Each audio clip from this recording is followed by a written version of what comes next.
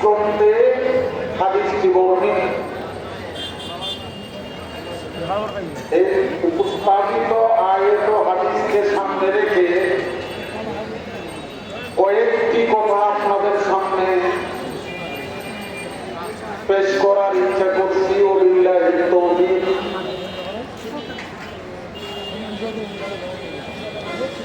সম্মানিত হাজিরিন,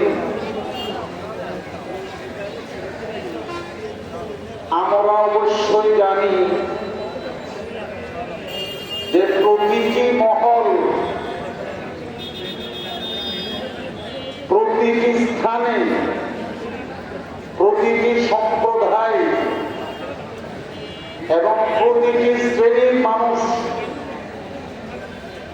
এই দুটি শব্দ তাদের মাঝে বহুল প্রচলিত। একটি শব্দ হচ্ছে হক, আরেকটি শব্দ হচ্ছে বাতিল।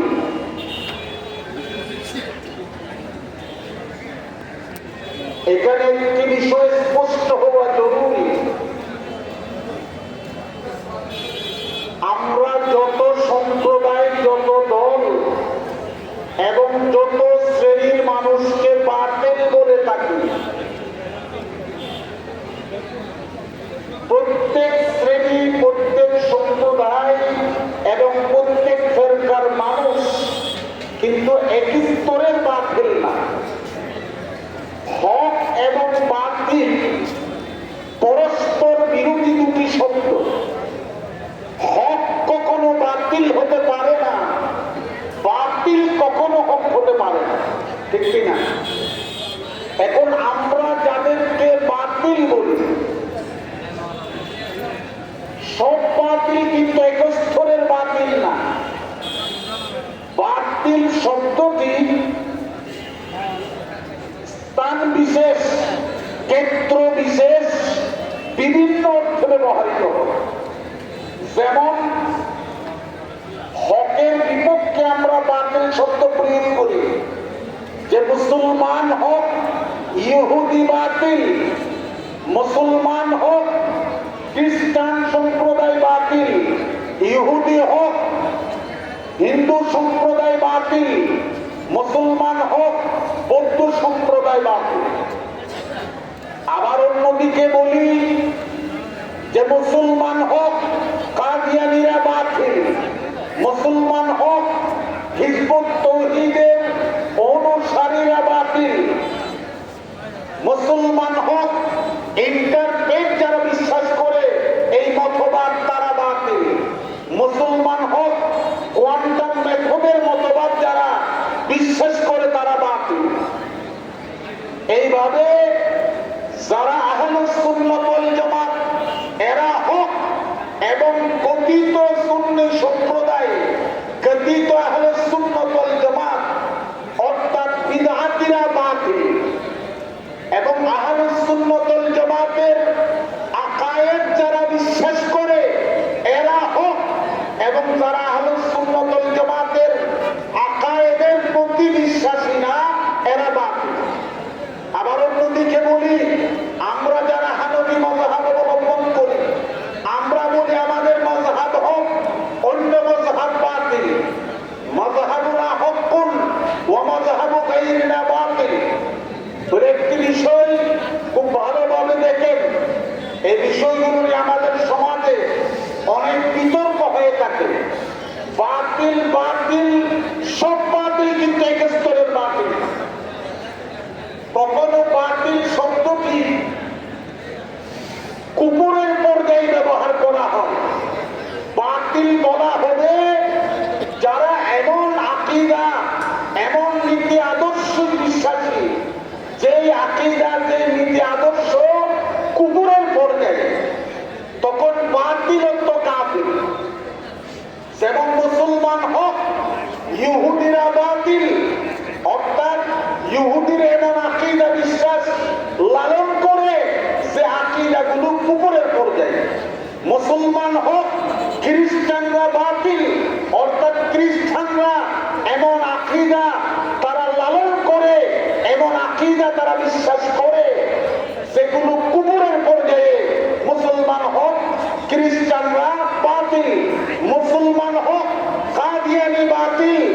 অর্থাৎ মুসলমানরা যেই আকীদা পোষণ করে ইসলামের মৌলিক আকীদা, কাদিয়ানি সম্প্রদায় এমন আকীদায় বিশ্বাসী না। অর্থাৎ কাদিয়ানি সম্প্রদায় এমন ভ্রান্ত, এমন বাতিল আকীদায় বিশ্বাসী যে আকীদাগুলো কুফরের পর্যায়ে, জান্দাকার পর্যায়ে, যে কারণে কাদিয়ানীরা সাধারণ কাফের না, কাদিয়ানীরা জিন্দিক। অন্যান্য কাফের আর কাদিয়ানীদের মধ্যে পার্থক্য আছে। ইহুদিদের চেয়ে মারাত্মক কাফের কাদিয়ানী, খ্রিস্টানের চেয়ে মারাত্মক কাফের কাদিয়ানী, আপনার হিন্দুর চেয়ে, বৌদ্ধর চেয়ে যত বাতিল, যত কাফির আছে, প্রত্যেক কাফির সম্প্রদায়, প্রত্যেক শ্রেণীর কাফির ফিরকা এদের সেই অত্যন্ত জঘন্য এবং ভয়াবহ বাতিল হচ্ছে কারা? বলেন কাদিয়ানীরা।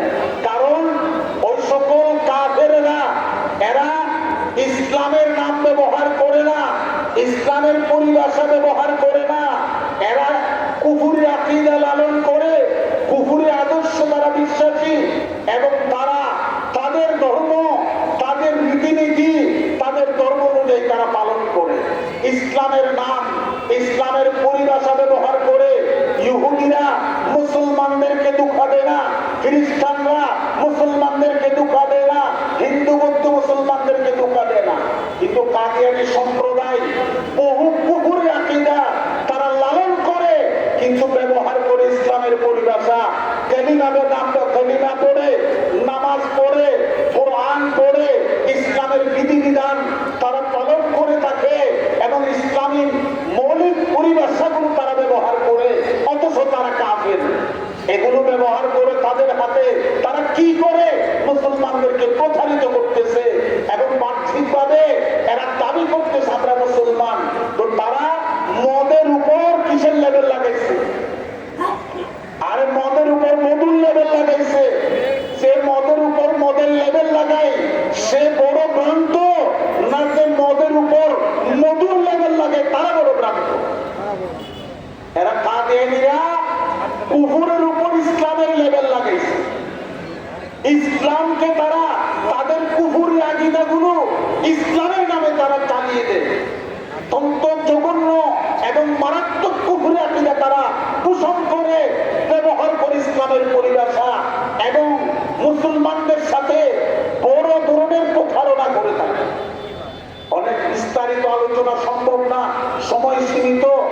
বলছিলাম বাতিল শব্দ প্রত্যেক স্থানে সর্বক্ষেত্রে এক অর্থে না। ইহুদি, খ্রিস্টান, আপনার হিন্দু, বৌদ্ধ, কাদিয়ানী, হিজবুত তাওহীদে বিশ্বাসী, ইন্টারফেথের মতবাদে বিশ্বাসী এবং কোয়ান্টাম মেথডের মতবাদে বিশ্বাসী, এই সকল দল এরা বাতিল মানি, এরা হচ্ছে কাফের। কথা বোঝা যাচ্ছে? এবং আরেকটি দল যারা বাতিল, তার অর্থ তারা আহলুস সুন্নাত ওয়াল জামাত না। বাতিল অর্থ ফাসিক, বাতিল অর্থ ফাসিক। যারা আহলুস সুন্নাত ওয়াল জামাতের আকীদা, যে মূলনীতিগুলো আছে এগুলো যারা অন্তরে লালন করে, এগুলো মানে এরা হক। আর যারা আহলুস সুন্নাত ওয়াল জামাতের আকীদা, মতবাদ, আদর্শ যারা অন্তরে লালন করে না, বিশ্বাস করে না, এরা বাতিল, তার মানে এরা ফাসিক। কথা বোঝা আসছে? কথা বোঝা আসে নাই? আবার বলে আমরা বাতিলের এক অর্থ পাইলাম কাফির, আর এক অর্থ পাইলাম ফাসিক। আবার প্রত্যেক মাযহাব পৃথিবীতে প্রসিদ্ধ, পৃথিবীতে 4টি মাযহাব, প্রত্যেক মাযহাবের যারা অনুসারী তাদের এই ধারণা থাকা চাই, তাদের এই বিশ্বাস থাকা চাই যেন আমরা হানফি ইমাম আযম আবু হানিফার অনুসরণ করে থাকি। আমাদের বিশ্বাস, আমাদের ধারণা মাযহাবুনা হকুন, আমাদের মাযহাব হক, ওয়া মাযহাবুনা ওয়া মাযহাবু গায়রিনা বাতিল, আমরা ছাড়া অন্য মাযহাব বাতিল। অর্থাৎ আরেকটু বিশ্লেষণ করে বলি, মাযহাবুনা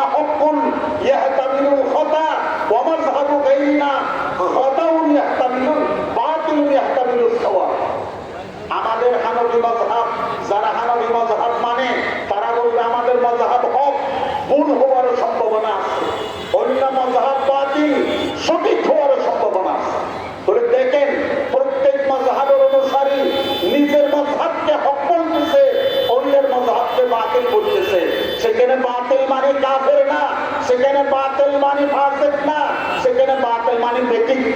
হক মানে ঠিক, বাতিল মানে বেঠিক। বলে আসেন, সে বাতিলত্ব কাফের, সে বাতিলত্ব কুফর, সে বাতিলের বিপরীত শব্দ হক। হকত্ব ঈমান, হকত্ব দ্বীন, হকত্ব ইসলাম, তার বিপরীত বাতিলত্ব কাফের।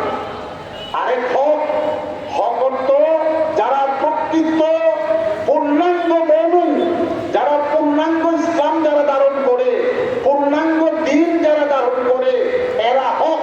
এবং যারা আহলে সুন্নাত ওয়াল জামাতের ইসলামের মৌলিক বিধান মানে, কিন্তু আহলে সুন্নাত ওয়াল জামাতের আকীদা মানে না, একটা আকীদা কর্তব্য স্বীকার করে, সে বাতিল, সে বাতিল মানে ফাসিক।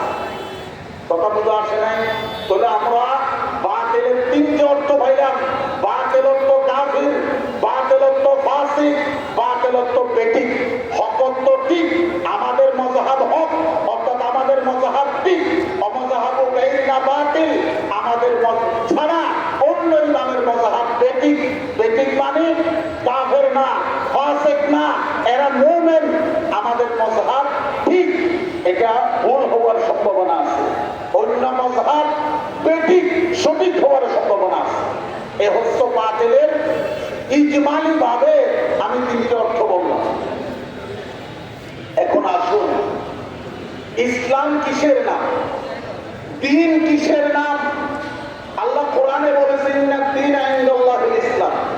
কথাগুলো সময় থাকলে সবিস্তার আলোচনা করতাম। যারা দ্বীনের এমন ব্যাখ্যা দেয়, আকিমুদ্দিন মানে ইসলামে স্টেজ প্রতিষ্ঠা করো। বহু ইসলামিক স্কলার, ইসলামিক চিন্তাবিদ, লেখক, ওরা দ্বীনের ব্যাখ্যা দেয় যে আরবি ভাষা না, পৃথিবীর 4000 ঊর্ধ্বে ভাষা আছে। দ্বীন শব্দের এক শব্দ অনুবাদ করা যায় এমন কোন শব্দ কোন ভাষায় নেই। শুধু ইংরেজিতে একটি শব্দ আছে দ্বীনের অনুবাদ, সেটি হতে স্টেট। এমন অপব্যাখ্যা যারা দেয়, যারা বলে আকিমুদ্দিনের অর্থ ইসলামে স্টেট প্রতিষ্ঠা করা, এটাই হচ্ছে দ্বীন। নামাজ পরিপূর্ণ দিন না, রোজা দিন না, হজ দিন না, যাকাত দিন না, এগুলো দ্বীনের সহায়ক। আসল দ্বীন হচ্ছে কি? ইসলামী রাষ্ট্র ব্যবস্থা কায়েম করা।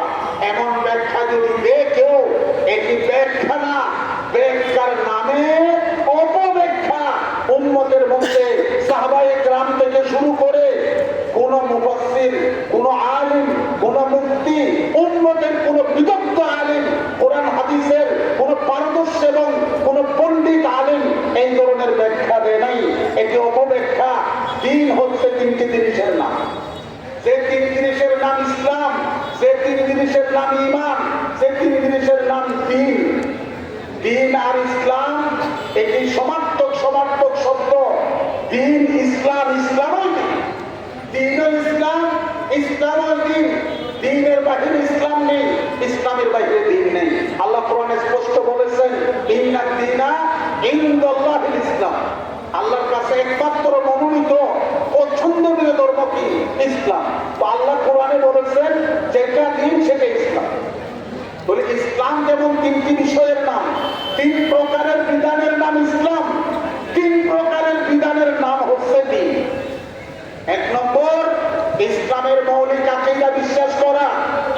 কালিমার মধ্যে যে 6টি বিষয়ের উপর আমরা ঈমান এনেছি: আল্লাহর প্রতি ঈমান, আসমানি কিতাবাদির প্রতি ঈমান, ফেরেশতাদের প্রতি ঈমান, নবী রাসূলগণের প্রতি ঈমান, পরকালের প্রতি ঈমান, তাকদীরের প্রতি ঈমান।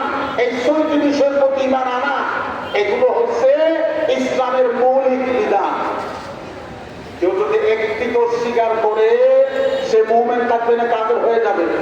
আরে সে মুসলমান থাকার কোনো সুযোগ নেই, ইসলামের গণ্ডির বাইরে যাবে।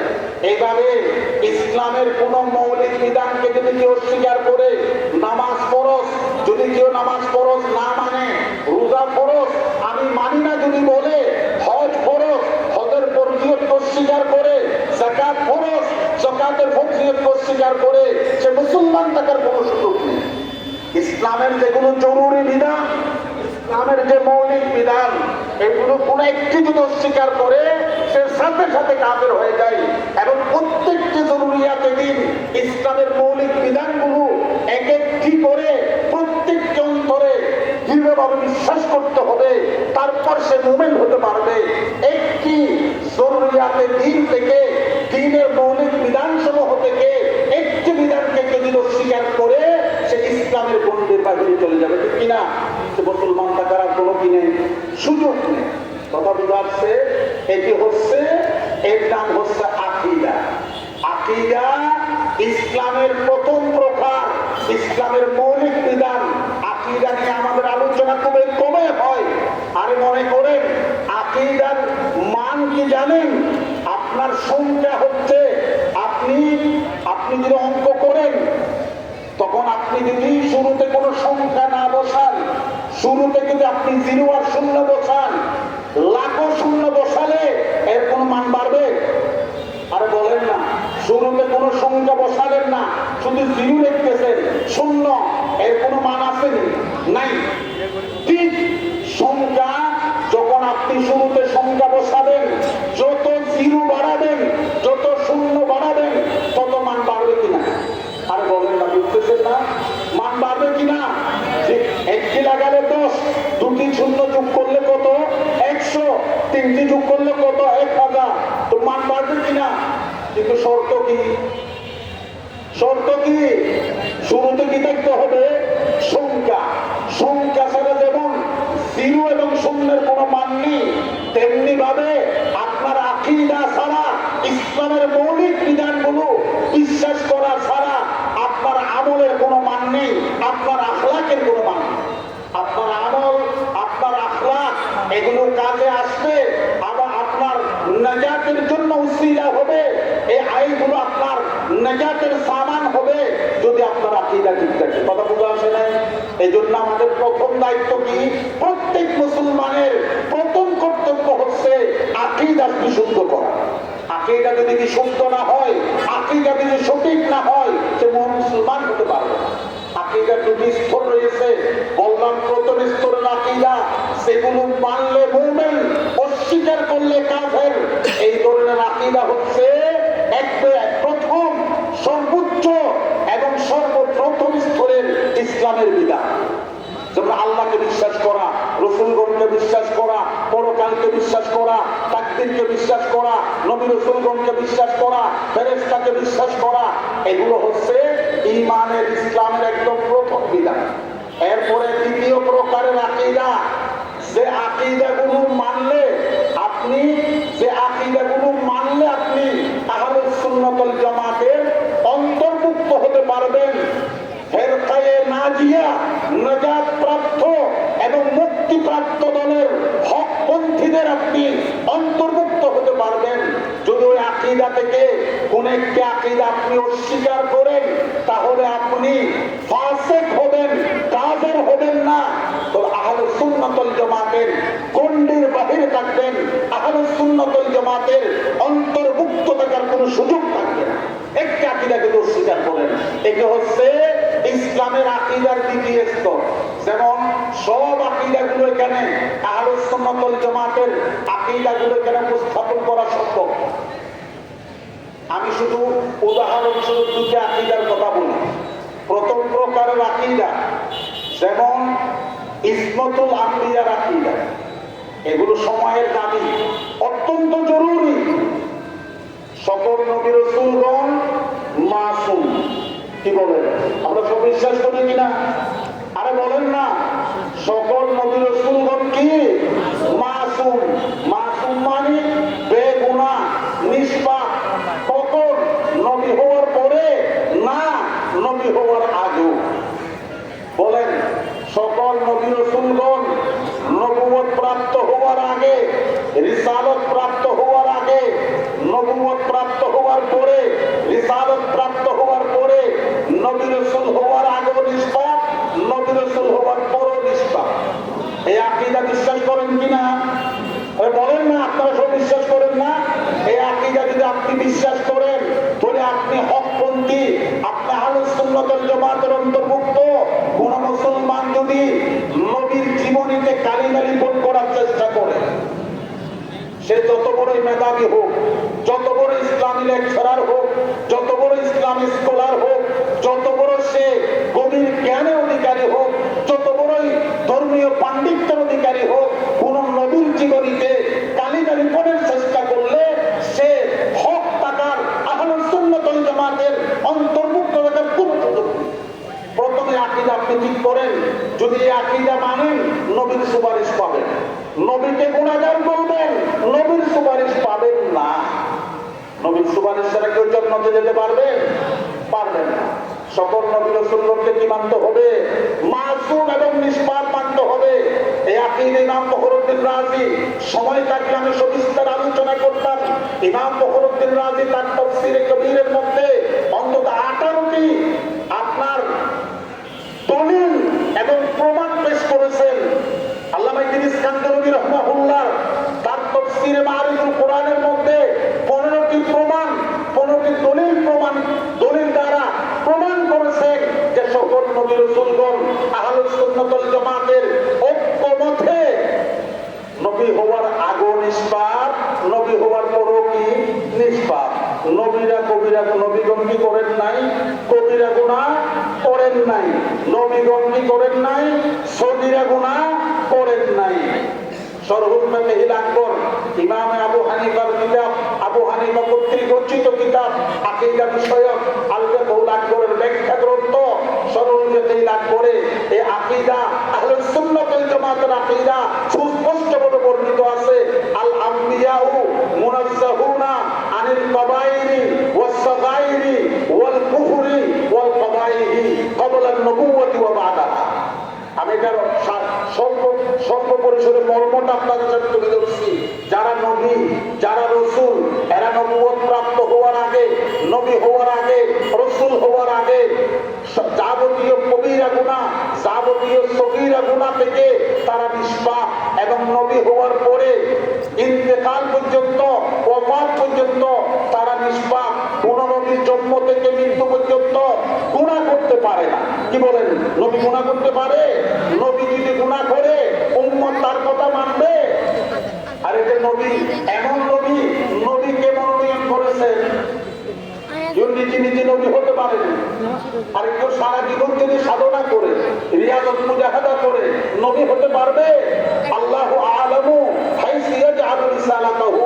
এটা নবী, নবুয়ত আর রিসালাত এটা একমাত্র আল্লাহ কর্তৃক প্রদত্ত।